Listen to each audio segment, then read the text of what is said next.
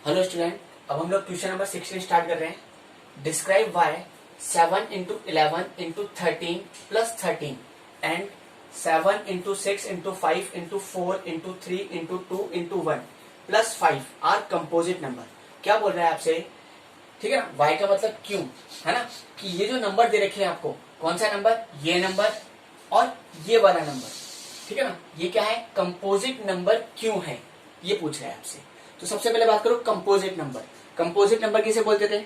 जिसके दो से ज्यादा फैक्टर होते थे उसे क्या बोलते थे हम लोग, कंपोजिट नंबर। जैसे अगर हम देखें 6 में किस किस का डिवाइड जा सकता है, 1 का डिवाइड जा सकता है, 2 का डिवाइड जा सकता है, 3 का डिवाइड जा सकता है और 6 का डिवाइड जा सकता है। तो ये 6 क्या हुआ, एक कंपोजिट नंबर हुआ। क्या हुआ आपका, कंपोजिट नंबर हुआ। ठीक है ना, बात क्लियर हो रही है नहीं हो रही? तो कंपोजिट नंबर किसे बोलते थे? जिसके दो से ज्यादा फैक्टर होते थे उसे क्या कहते थे हम लोग, कंपोजिट नंबर बोलते थे। तो ऐसे पूछ रहा है हमसे कि ये वाला नंबर और ये वाला नंबर जो है वो कंपोजिट नंबर क्यों है। देखो जरा सॉल्व करते हैं पहला क्वेश्चन इसी का। क्या है आपके पास, 7 इंटू 11 इंटू 13 प्लस 13। ठीक है ना, हमें मालूम करना है कि ये जो नंबर दे रखा है आपका, ये कंपोजिट नंबर क्यों है। देखो जरा, सबसे पहले अगर हम इसमें देखें तो यहाँ पर क्या रहा है, आपके पास 13 इधर भी मिल रहा है और 13 इधर भी मिल रहा है। तो मैं यहाँ से क्या कर रहा हूँ, इस 13 को कॉमन निकाल रहा हूँ।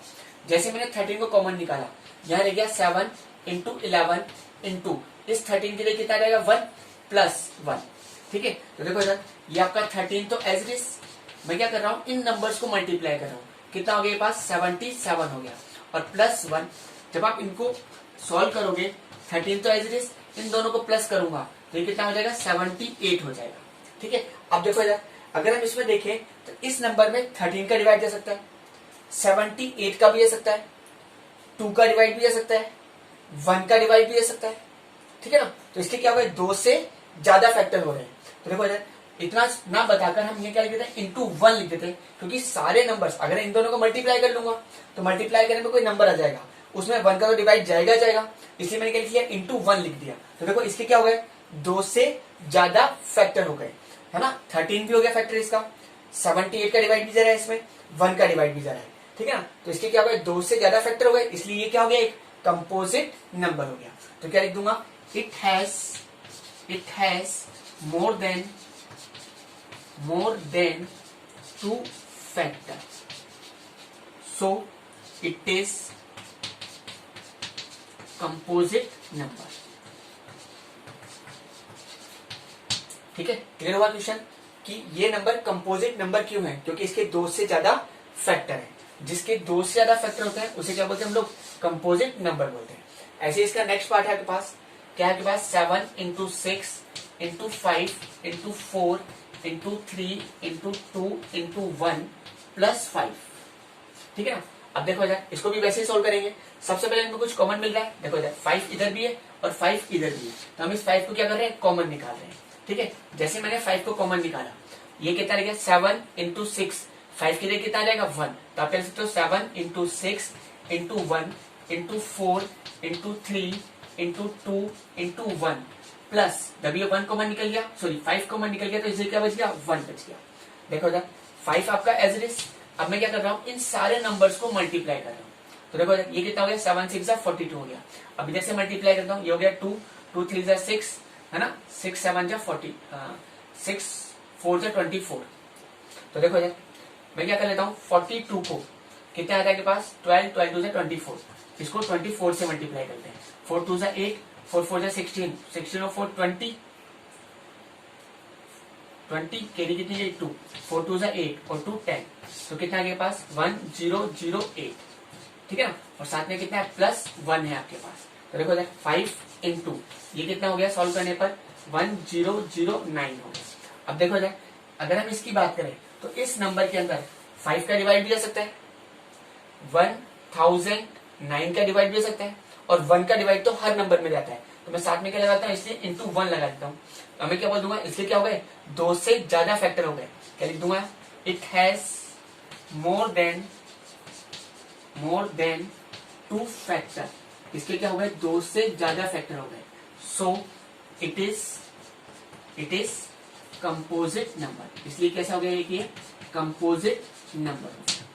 ठीक है, बात के लोग कि ये कंपोजिट नंबर क्यों है, क्योंकि इसके क्या है, 2 से ज्यादा फैक्टर हैं, इसलिए ये नंबर क्या हुआ, एक कंपोजिट नंबर हुआ। हमारा क्वेश्चन यही था, हमसे पूछा जाता कि ये जो नंबर दे रखे हैं वो कंपोजिट नंबर क्यों है। ठीक है, question number 17, if HCF of two number is 306 and 657 is 9। क्या बोल रहा है क्वेश्चन, देखो कि जो HCF है ना, किसका, दो नंबर, कौन कौन से दो नंबर, 306 और 657 का, वो कितना है के पास, 9 है। बात समझ मारिए। Then find the LCM. देखो इधर सबसे पहले हमें दो नंबर, क्या बोल रहा है क्वेश्चन कि जो HCF है किस किस का, 306 का और 657 का, वो कितना है के पास, 9 है। तो हमें क्या करना है, एलसीएम फाइंड करना है। तो देखो सबसे पहले हम अगर बात करें टू नंबर की, अगर हम बात करें नंबर क्या क्या है आपके पास, देखो इधर नंबर है आपके पास, एक नंबर है 306, ठीक है ना, और दूसरा नंबर कितना है 657, ठीक है ना। इनका जो HCF है, HCF कितना दे रखा है आपको, 9 दे रखा है। और फाइंड करने के लिए बोल रहा है आपसे, क्या फाइंड करने के लिए बोल रहा है, एलसीएम आपको फाइंड करना है। तो देखो इधर सबसे पहले हमने एक चीज पढ़ी थी, हमें दोनों नंबर दे रखे हैं और HCF दे रखा है, तो हम इसको वेरीफाई वाले तरीके से कर सकते हैं, इजी रहेगा हमारे लिए। तो वेरीफाई वाला फॉर्मूला क्या था, HCF into LCM is equal to product of two number. आप इस वाले फॉर्मूले से इसको कर सकते हैं, ठीक है ना। तो क्या था आपके पास formula, HCF into LCM is equal to क्या था, product of two number, product of two number, ठीक है। देखो इधर HCF मुझे कितना रखा है, 9 दे रखा है, ठीक है ना। एलसीएम की वैल्यू मेरे को करना है, फाइंड करनी है। प्रोडक्ट ऑफ टू नंबर मतलब जो भी दो नंबर्स हैं उनका मुझे क्या करना है, प्रोडक्ट। प्रोडक्ट का मतलब क्या हो गया, मल्टीप्लाई। ये कितना हो जाएगा, 306 इंटू कितना, 657। अब देखो इधर यहाँ पर मुझे किसकी वैल्यू चाहिए, एलसीएम की वैल्यू चाहिए। तो 9 क्या है इसके साथ, मल्टीप्लाई में, मल्टीप्लाई में तो कहाँ चल जाएगा, डिवाइड के अंदर चल जाएगा। तो LCM is equal to 306 into 657 divided by 9।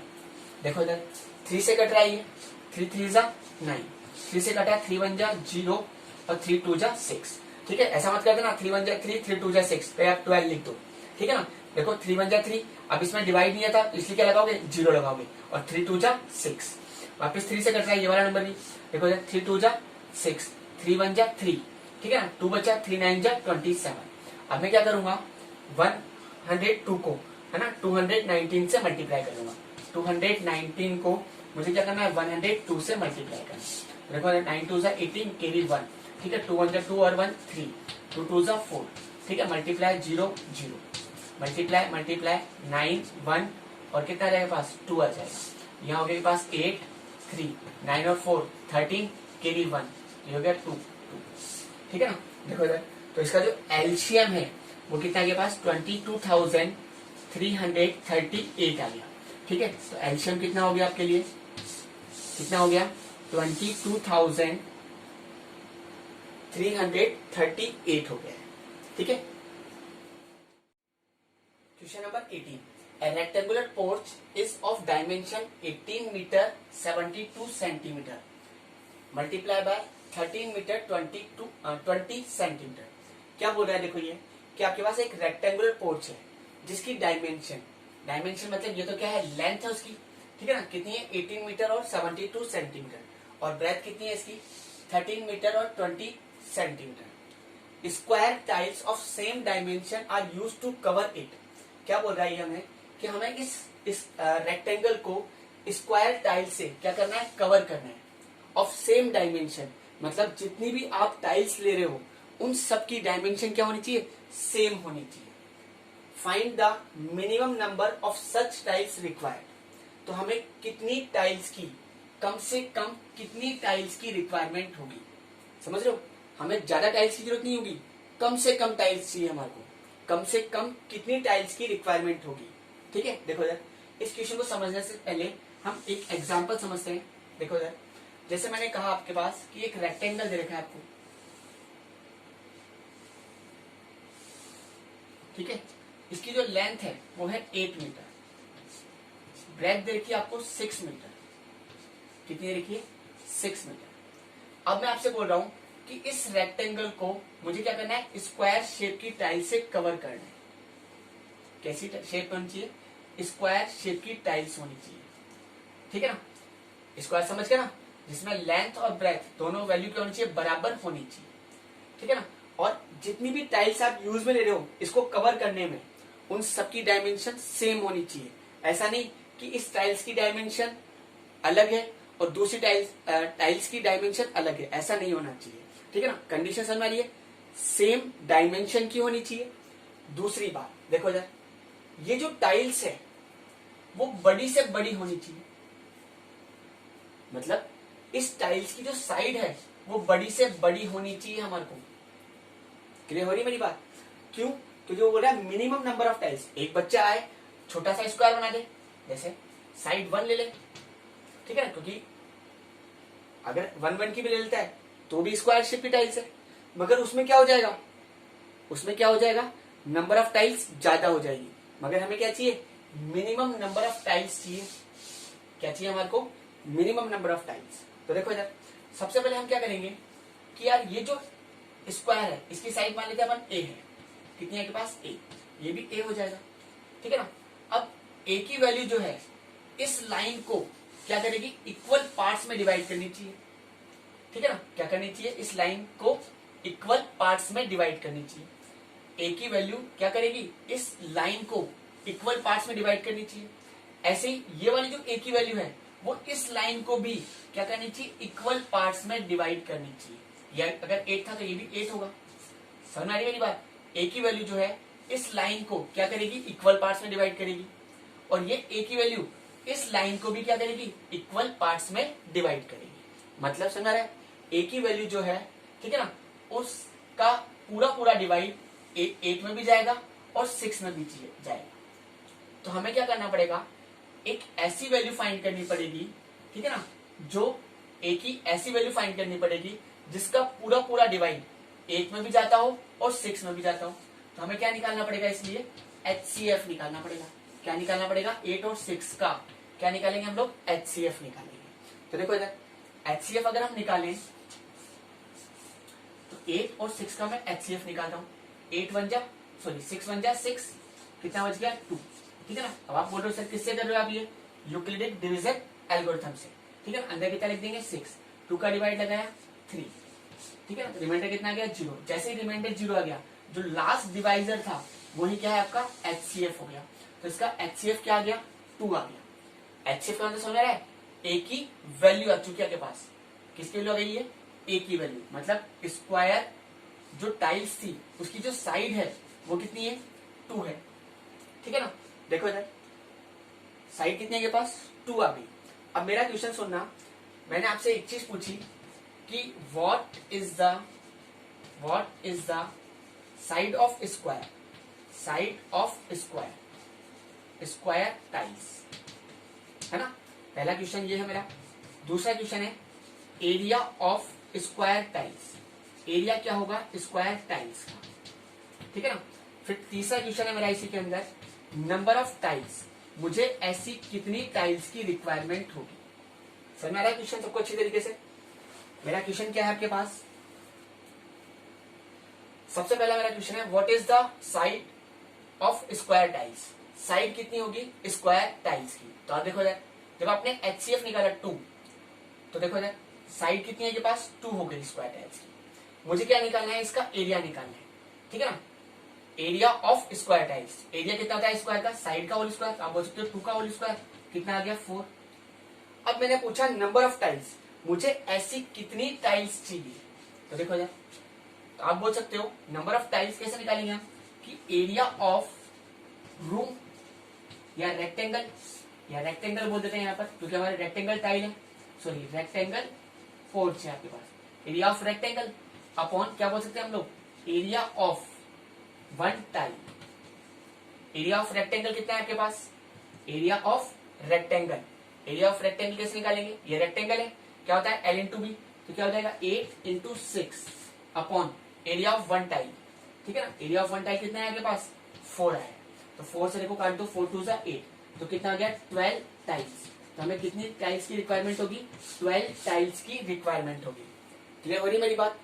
सबसे पहले कैसे निकाला, नंबर ऑफ टाइल्स कैसे निकाला आपने, कि जो एरिया है, ठीक है ना, पूरे एरिया के अंदर आपने क्या कर दिया, 1 टाइल के एरिया का डिवाइड लगा दिया। तो area of rectangle L into B 8 into 6, ठीक है ना, डिवाइडेड बाय 4। ठीक है ना। तो कितना के पास 12 टाइल्स आ गई, कितने के पास 12 टाइल्स की आपको रिक्वायरमेंट होगी। देखो एक और तरीके से इस क्वेश्चन को हम अप्रोच कर सकते हैं। जैसे हम जब छोटी क्लासेस में थे तो इस तरह से कोई मेथड बताते थे टीचर्स कि आपके पास ये कितनी साइड है, 8 है, ठीक है ना। ये कितना है आपके पास 6।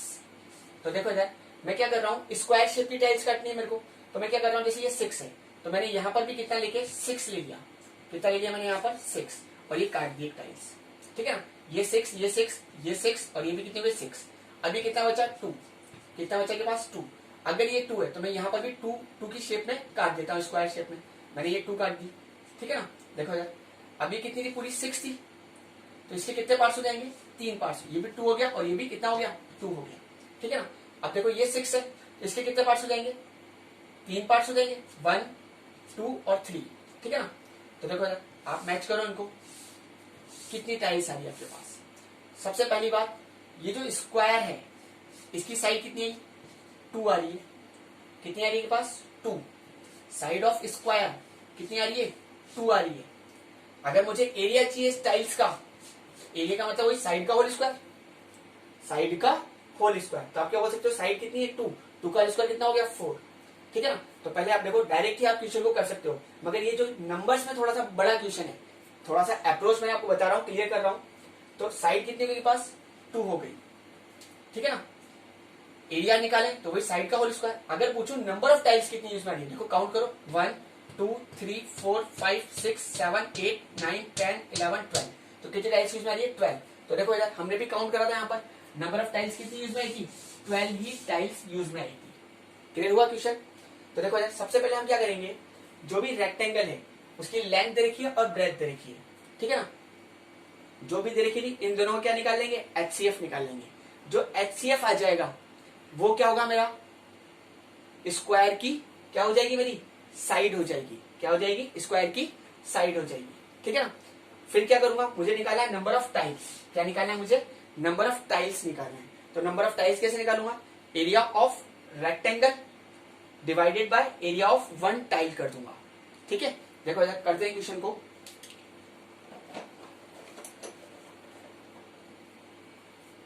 करें क्वेश्चन को सॉल्व। देखो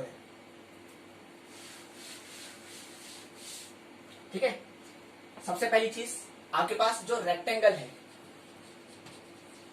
ठीक है ना, उसकी लेंथ कितनी दे रखी है आपके पास 18 मीटर और 72 सेंटीमीटर।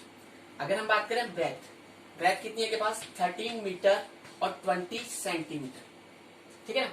तो देखो यार सबसे पहले ये मीटर में और ये सेंटीमीटर में, आप इसको क्या कर लोगे, पहले पूरे को सेंटीमीटर में चेंज कर लो। मैं मीटर को सेंटीमीटर में चेंज करूंगा, तो 18 को क्या करूंगा 100 से मल्टीप्लाई करूंगा, तो कितना हो जाएगा 1800 और उसमें 72 ऐड कर लूंगा, तो कितना हो जाएगा 1872 सेंटीमीटर। ऐसे देखो इसको चेंज करके देखो, ये मीटर में, मीटर को मुझे क्या करना है सेंटीमीटर में चेंज करना है, तो 13 को किससे मल्टीप्लाई करूंगा 100 से, कितना हो गया 1300 और उसमें कितना ऐड कर लूंगा 20, तो कितना हो जाएगा 1320 सेंटीमीटर, ठीक है। तो ये तो लेंथ हो गई आपकी, ये ब्रेथ हो गई। तो अब सबसे पहले हम क्या करेंगे, इन दोनों का क्या निकाल लेंगे, HCF निकाल लेंगे। तो देखो अब हम HCF किसी भी मेथड से निकाल सकते हैं। मैं यहां निकाल देता हूं HCF, बता दो ना क्वेश्चन कैसे करना है आपको। सबसे पहले आप क्या करोगे, इन दोनों का HCF निकाल लोगे। जो HCF आएगा वो क्या हो जाएगा, साइड हो जाएगी आपके लिए किसकी, स्क्वायर टाइल्स की, ठीक है ना। फिर आप क्या निकालना चाहते हो, हमारा क्वेश्चन क्या है, find the minimum number of such tiles. हमें टाइल्स निकालना है, तो नंबर ऑफ टाइल्स कैसे निकालेंगे हम लोग, एरिया ऑफ रेक्टेंगल है ना divided by area of 1 tile, ठीक है। चलो तो हम वही दोनों का HCF निकाल लेते हैं। किससे निकाल लेते हैं, यूक्लिडिक से निकाल लेते हैं, यूक्लिडिक हमारे लिए इजी पड़ेगा, ठीक है ना। ये कितना 1872 और ये कितना लिख दिया अंदर 1320, ठीक है ना। देखो डिवाइड लगाए कितने आंसर देगा 1 टाइम्स, तो ये कितना है, कितना बचा के पास 2, 7 में से 2 गया 5 और ये भी कितना बचा 5। अब किसको लिखेंगे हम अंदर 1320, ठीक है ना। कितने टाइम्स चल जाएगा 2 टाइम्स, 2 2 जा 4, 5 2 जा 10 केरी 1, 5 2 जा 10 और 1 11, 10 में से 4 गया 6 है ना 1, यहाँ 3 में से 1 गया 2। अब किसको लिखेंगे हम अंदर 552 को, कितने टाइम चल जाएगा 2 टाइम्स, 6 2 जा 12 केरी 1, 2 1 जा 2 और 1 3, 2 2 जा 4, ठीक है ना 0 2 और कितना बचा 1। अब किसको लिखेंगे हम लोग 216 को। देखो इधर कितने टाइम्स चल जाएगा 1 टाइम्स, कितना आ गया 120, ये बचा 6, 11 में से 2 गया 9, ठीक है। अब कितना आ जाएगा यहाँ पर 120, कितने टाइम्स चल जाएगा 1 टाइम्स, यहाँ गया 96, कितना बचा 10 में 6 गया 4, है ना। 11 में से 9 गया 2। अब कितना लिखेंगे हम लोग 96 को, ठीक है ना। ये चल जाएगा 4 टाइम्स, 4 4 16 कैरी 1, 4 2 8 और 1 9, रिमाइंडर कितना गया आपका 0। जैसे ही रिमाइंडर 0 हो गया, जो लास्ट डिवाइजर है आपका वही क्या आपका हो गया आपका HCF। तो जो HCF है आपका वो कितना आ गया 24 आ गया। तो देखो यार सबसे पहले वही कि अगर आपने HCF निकाला, किस किस का HCF निकाला 1872 एंड है ना 1320 का, तो इसका जो HCF आ रहा है, ठीक है ना, HCF कितना आ गया 24 आ गया, ठीक है ना। अब मुझे क्या निकालना है नंबर ऑफ टाइल्स, मतलब आप बोल सकते हो साइड ऑफ स्क्वायर, साइड जो है किसकी स्क्वायर की, वो कितनी हो गई 24 सेंटीमीटर हो गई। अब मुझे क्या निकालना है यहाँ पर नंबर ऑफ टाइल्स निकालना है।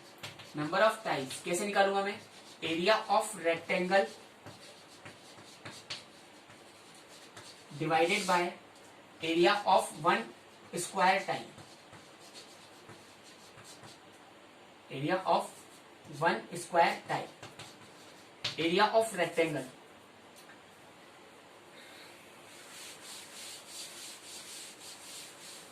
एरिया ऑफ रेक्टेंगल, रेक्टेंगल का एरिया कितना होता है L इंटू बी, तो L कितना है के पास ये रहा और B ये रहा, ठीक है ना। तो देखो कितना हो जाएगा 1872 मल्टीप्लाई बाय कितना हो जाएगा 1320, ठीक है ना। Area of square tiles, area of square कितना होता है साइड का होल स्क्वायर, साइड कितनी है के पास 24 का हम क्या करेंगे होल स्क्वायर करेंगे, ठीक है। तो देखो इधर मैं इसको ऐसे कर लेता हूँ 1872 इंटू 1320 अपॉन कितना 24 इंटू 24, ठीक है ना। 12 से काट लेते हैं, 12 2 जा 24 है ना, 12 1 जा 12, कितना बचा 6, 12 5 जा 60, कितना बचा 7 है ना, 12 6 जा 72, ठीक है ना। 2 से काट लेते हैं, 2 7 जा 14, 1 बचा 2 8 जा 16, ठीक है ना। ऐसे 12 से काट लेते हैं, 12 2 जा 24, 12 1 जा 12, 1 बचा 12 1 जा 12 और 0, 2 से काटा कितना आ गया 55, ठीक है। अब इनको क्या करना है 78 इंटू 55 करना है। देखो इधर जब मैं 78 को 55 से मल्टीप्लाई करता हूँ, 5 8 जा 40 कैरी 0 है ना, 5 8 जा 40, 40 और 35 75 79 है ना, कैरी कितनी गई 7, 7 5 जा 35, 35 और 7 42। तो देखो इधर क्या लिखूंगा मैं 4290 टाइल्स, मुझे कितनी टाइल्स की जरूरत पड़ेगी 4290 टाइल्स की रिक्वायरमेंट होगी। क्लियर हुआ क्वेश्चन। देखो सबसे पहले आप क्या करोगे, जो भी लेंथ और ब्रेथ है इन दोनों का क्या निकालोगे HCF निकालोगे। जो भी आपका HCF आ जाएगा, इसका HCF कितना आ गया 24 आ गया। अब ये जो है 24 जो है वो क्या हो गई आपकी स्क्वायर टाइल्स की क्या हो गई साइड हो गई, ठीक है ना। तो आप क्या बोल रहे हो साइड कितनी हो गई 24। अब मेरे से पूछा है minimum number of such tiles, ठीक है ना, हमें कितनी टाइल्स की जरूरत पड़ेगी और वो भी कम से कम समझना ना। देखो अगर हम बोल रहे हैं कि ये आपके पास रेक्टेंगल था तो इसकी जो साइड है वो 24 होनी चाहिए। आप बोल सकते हैं सर 1 भी तो हो सकती है। देखो 1 लोगे तो नंबर ऑफ टाइल्स क्या होगा ज्यादा होगा, ठीक है ना। इसलिए हमें क्या चाहिए मिनिमम चाहिए, ठीक है ना। इसलिए HCF कितना है 24। तो 24 ऐसा नंबर आ गया जिसका डिवाइड इसमें भी जाता है और इसके अंदर भी जाता है, ठीक है ना। अब मुझे क्या चाहिए नंबर ऑफ टाइल्स निकालनी है, तो नंबर ऑफ टाइल्स कैसे निकालूंगा area of rectangle upon area of 1 tiles, ठीक है। Question number 19 proof that the following number are irrational. हमें क्या करना है जो भी नंबर्स हमें दे रखे हैं उन्हें क्या करना है हमारे को इरेशनल प्रूफ करना है। याद करो सबसे पहले इरेशनल प्रूफ करने के लिए हम क्या करते थे जस्ट इसका उल्टा मानते थे। इरेशनल प्रूफ करना है तो हम क्या मान लेते थे कि ये क्या है नंबर रेशनल है, ठीक है। याद है देखो इधर सबसे पहला क्वेश्चन फर्स्ट पार्ट है इसका, कितना है के पास 5√2, ठीक है ना। सबसे पहले हम क्या करते थे सपोज करते थे, क्या सपोज करते थे बोलो 5√2 ये कैसा है के पास एक रेशनल नंबर है, ठीक है ना। देखो इधर तो कितना हो जाएगा 5√2 is equal to rational number कैसे बोलते हैं जैसे अपन P/Q की फॉर्म में लिख सकते हैं where P and Q are coprime and Q not equal to 0। तो क्या हो जाएगा जिसे अपन P अपॉन Q की फॉर्म में लिख सकते हैं, है ना, where P and Q are coprime. P और Q क्या होना चाहिए आपके पास, को प्राइम होने चाहिए, ठीक है ना, and Q is not equal to 0। अब देखो यार, ये अकेला √2 तो है नहीं जिसको मुझे थ्योरम की जैसे करना पड़े, इसके साथ में कोई भी मल्टीप्लाई में आ रहा है, क्योंकि हमने पढ़ा था कि अगर √2 है ना, जो इरेशनल नंबर है उनके साथ में कोई भी चीज है ना मल्टीप्लाई में आ जाए, प्लस में आ जाए, माइनस में आ जाए या फिर डिवाइड में आ जाए, तो आप उनको क्या करते थे हमेशा, किसे शॉर्ट तरीके से करते थे, थ्योरम की जैसे प्रूफ नहीं करना।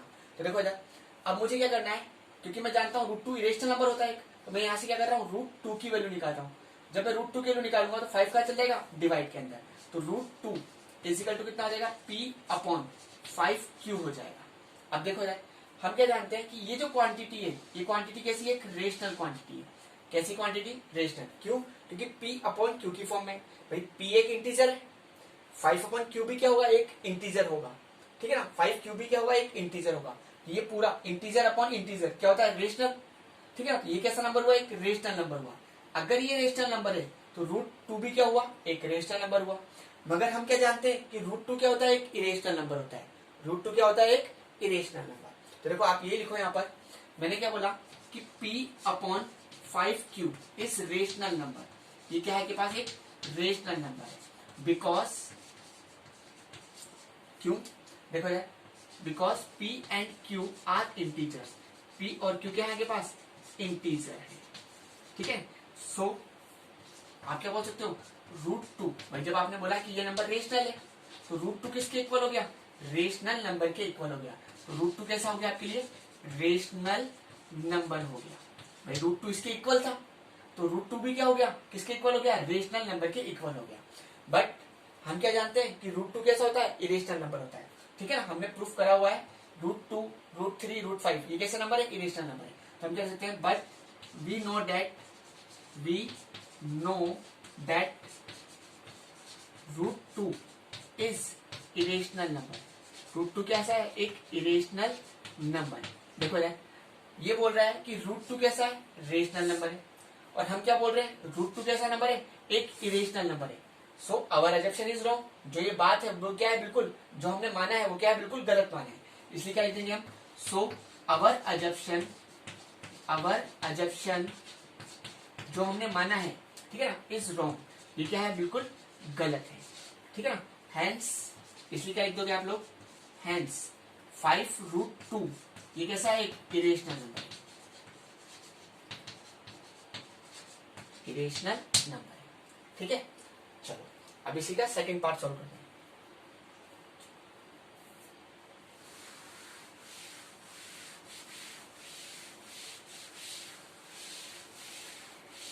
देखो इसका सेकंड पार्ट क्या है आपके पास, 2 अपॉन √7।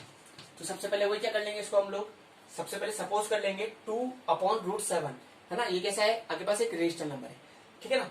तो क्या हो जाएगा, 2 upon √7 is equal to P upon Q, where P and Q are coprime and Q not equal to 0। अब मैंने देखा नीचे क्या आ रहा है, रूट आ रहा है, तो मुझे क्या करना पड़ेगा, रेशनलाइज करना पड़ेगा। क्यों, क्योंकि जब भी डिनोमिनेटर में नीचे रूट आता है तो हमें रेशनलाइज करना पड़ता है, ठीक है ना, क्योंकि नीचे से हमें क्या करना होता है, रूट का साइन हटाना होता है, इसलिए हम क्या करते हैं, रेशनलाइज करते हैं। देखो यार, सबसे पहले वही आपने क्या करा, सपोज करा। क्या सपोज करा आपने कि 2 अपॉन √7 ये कैसा नंबर है आपके पास, एक रेशनल नंबर है। कैसा नंबर है, रेशनल नंबर है, ठीक है ना। तो क्या हो जाएगा, देखो 2 अपॉन √7 इजिकल टू कितना हो जाएगा, रेशनल नंबर वही P अपॉन Q की फॉर्म में लिख सकते थे, where P and Q are coprime. P और Q क्या होंगे आपके पास, को प्राइम होंगे, and Q is not equal to 0, Q की वैल्यू कभी भी 0 के इक्वल नहीं होगी। अब नीचे क्या आ रहा है, यहाँ पर रूट आ रहा है, तो मैं क्या कर सकता हूँ, रेशनलाइज कर सकता हूँ। तो 2 अपॉन √7 इसको क्या कर दिया मैंने, √7 से ऊपर ही मल्टीप्लाई कर दिया और नीचे भी मल्टीप्लाई कर दिया, ठीक है ना। जब भी आप किसी नंबर से ऊपर ही मल्टीप्लाई कर दो और नीचे भी मल्टीप्लाई कर दो तो उसमें कोई फर्क नहीं पड़ता है, ठीक है, ये बात आपको पता होनी चाहिए। तो देखो ऊपर कितना हो जाएगा, 2√7 अपॉन ये कितना है 7 इजिकल टू कितना, P अपॉन Q।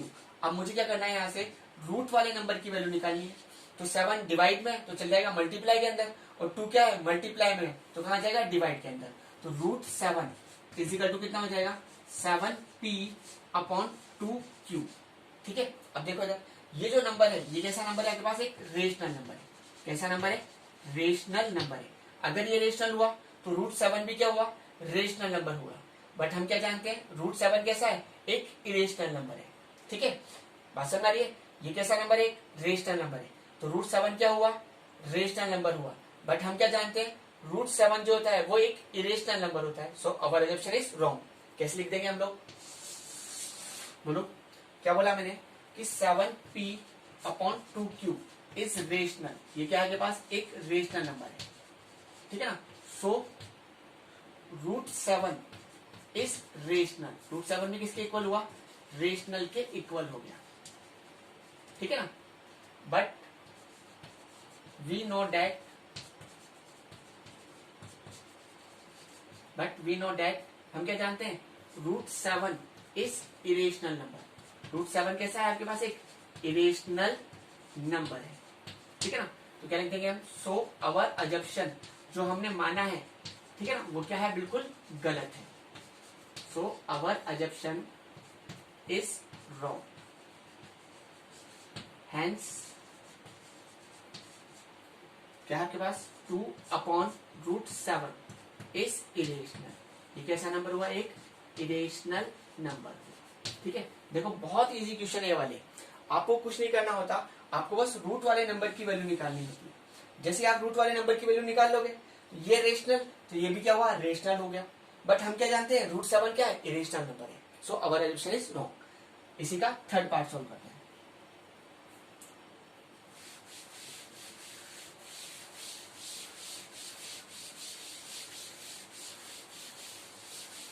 चलो चौक भी रहते हैं।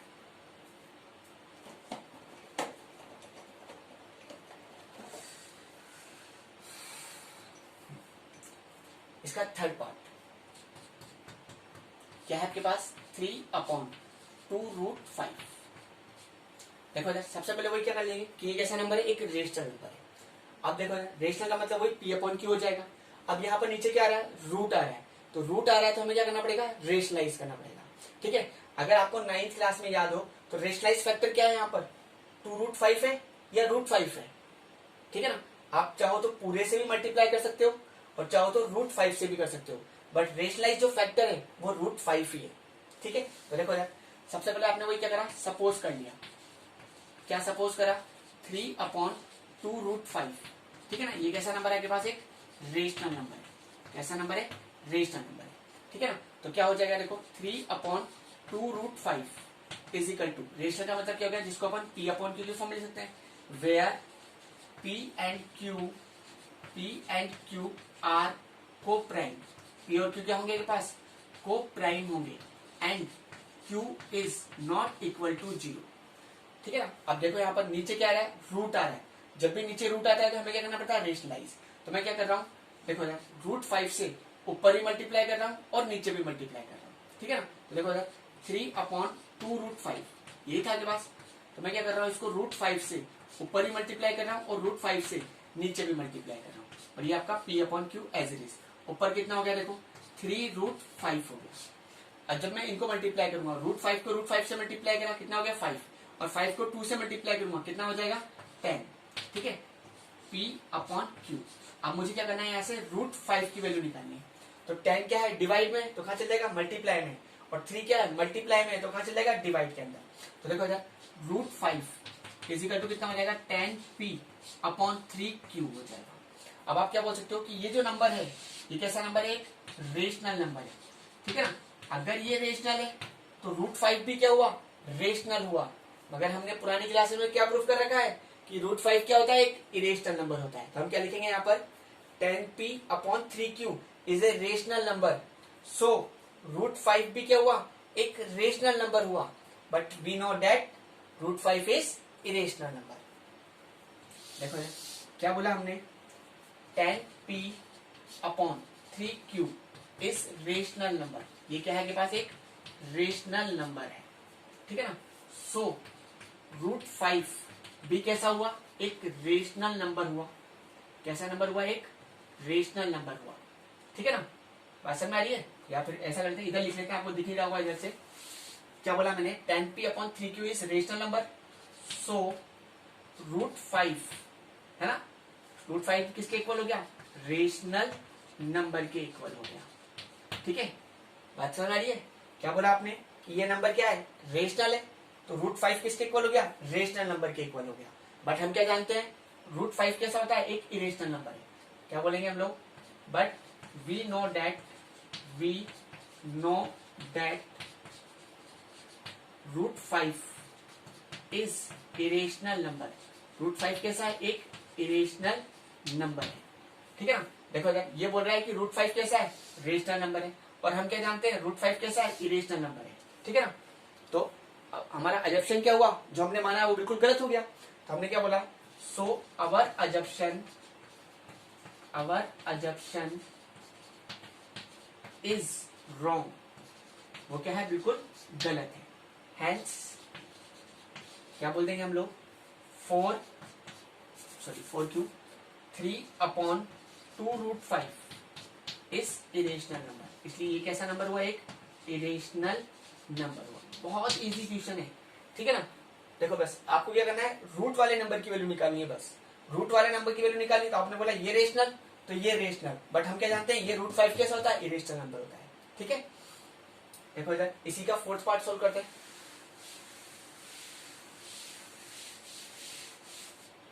क्या है आपके पास, 4 + √2। ठीक है, तो देखो सबसे पहले वही क्या करा, सपोज कर लिया आपने। क्या सपोज करा, 4 + √2, ये कैसा नंबर है आपके पास, रेशनल नंबर। ठीक है ना, जब आपने कहा रेशनल है तो क्या हो जाएगा, 4 + √2 इजिकल टू कितना हो जाएगा, p/q हो जाएगा। ठीक है ना, रेशनल का मतलब जिसको अपन p/q के फॉर्म में लिख सकते हैं, where p and q are coprime. p और q क्या है आपके पास, को प्राइम है, and q is not equal to 0। q की वैल्यू क्या है, कभी भी 0 के इक्वल नहीं होगी। अब देखो यार, मेरे को क्या करना है, यहां से √2 की वैल्यू निकालनी है। जब मैं √2 की वैल्यू निकालूंगा तो 4 को क्या कर दूंगा, इधर शिफ्ट कर दूंगा, तो √2 इजिकल टू कितना आ जाएगा, p/q - 4। देखो इधर √2 इजिकल टू, यहाँ पर आप एल्शियम लेते हैं, कितना आ गया एल्शियम, q, तो कितना हो गया, p - 4q। अब देखो इधर ये क्वांटिटी कैसी है, रेशनल है। ठीक है ना, ये रेशनल है, तो √2 क्या हो गया, रेशनल हो गया। बट हम क्या जानते हैं, √2 कैसा होता है, इरेशनल नंबर होता है। समझ आ रही है, ये रेशनल, तो √2 भी क्या हो गया, रेशनल हो गया। बट हम क्या जानते हैं कि √2 क्या होता है, इरेशनल नंबर होता है। देखो इधर इसी चीज को लिखते हैं यहां पर,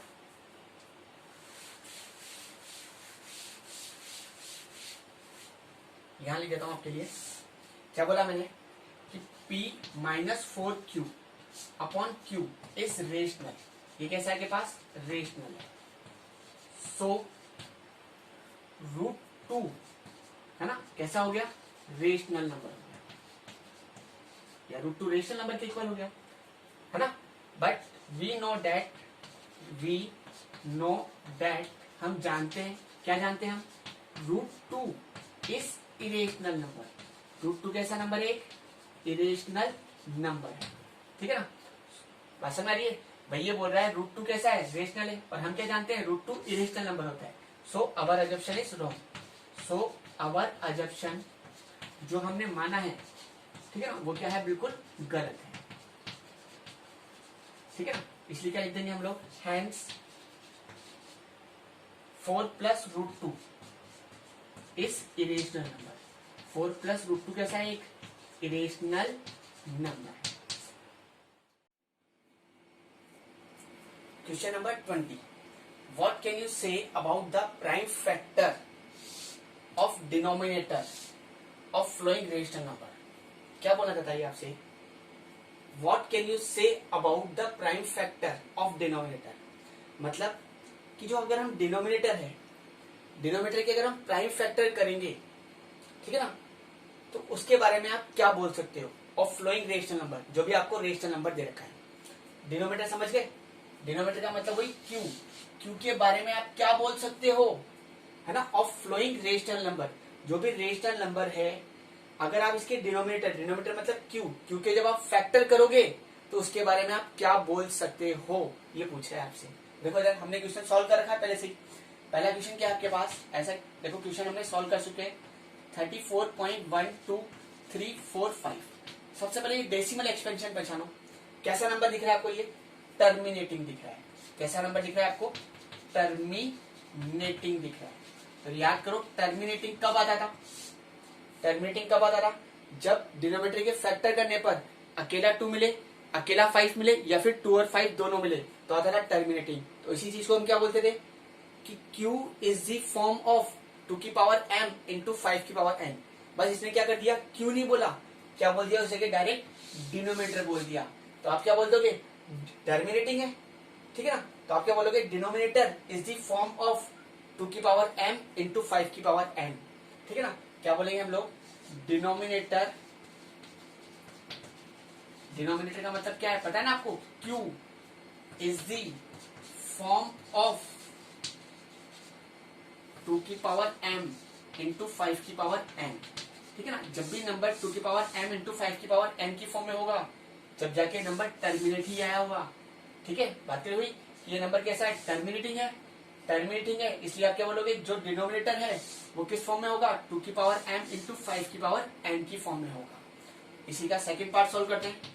क्या है आपके पास क्वेश्चन, 43.1234567 और 9, और इस पूरे के ऊपर क्या लगा रखा है, बार लगा रखा है।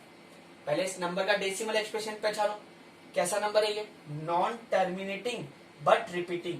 कैसा नंबर दिख रहा है आपको, ये नॉन टर्मिनेटिंग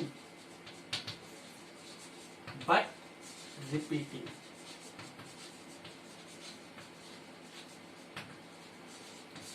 देखो यार ये कैसा है, नॉन टर्मिनेटिंग बट रिपीटिंग है।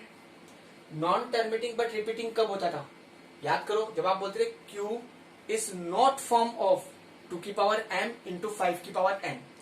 जब 2 और 5 के अलावा और कुछ आता था तो नंबर कैसा होता था, नॉन टर्मिनेटिंग बट रिपीटिंग होता था, ठीक है। तो आप क्या बोलोगे इसको, Q का मतलब डिनोमिनेटर है आपके लिए, denominator is not form of 2 की पावर m इंटू 5 की पावर n। क्या बोलेंगे हम लोग, डिनोमिनेटर, डिनोमिनेटर, डिनोमिनेटर का मतलब पता है ना, Q is not form of, not form of 2 की पावर m इंटू 5 की पावर n। डिनोमिनेटर जो है वो कभी भी 2 की पावर m इंटू 5 की पावर n की फॉर्म में नहीं आएगा। क्यों, क्योंकि इसका जो डेसिमल एक्सपेंशन है वो कैसा है आपके पास, नॉन टर्मिनेटिंग बट रिपीटिंग है, ठीक है। और इसी के साथ आपका ये चैप्टर फिनिश हो चुका है। चैप्टर 2 आपका क्या हो चुका है, बिल्कुल फिनिश हो चुका है।